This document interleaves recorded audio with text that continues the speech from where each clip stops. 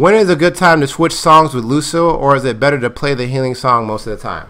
It is better to play the healing song most of the time, 95% of the time. The few times you switch to speed buff that's efficient is when your team needs it.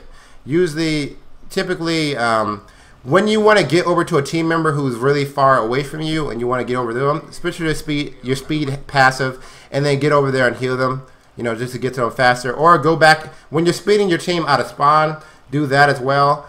Or when your team is trying to escape like a diva ult or a Mei ult, then switch to your speed buff to try to help them out.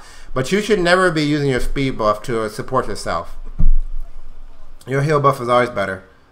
If you're supporting yourself with your speed buff, if you're trying not to die with your speed buff, then you're out of position, and you need to position better in the first place. All right. So think about your speed buff and your heal buff in terms of the Matrix. Like, you know, there's this scene in the Matrix. I like the Matrix where Neo says, "Wait, so what are you saying? I can dodge bullets?" And Morpheus is like, "No, Neo. I'm saying that when you're ready, you won't have to." That's the same concept with the speed and heal buff. With the speed buff, you'll be able to survive better because you're faster and generally harder to target the hit. But if you're positioned properly in the first place, you won't need the speed buff at all. You just be able to maintain your heal buff, which is the most effective way to actually gain your ultimate and support your team and keep them in the fight and keep them generating their ultimate. So when you're positioned properly, you will not need that speed buff for yourself.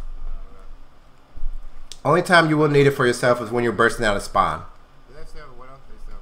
Or when you're trying to run over and support a teammate who's really far out of the way.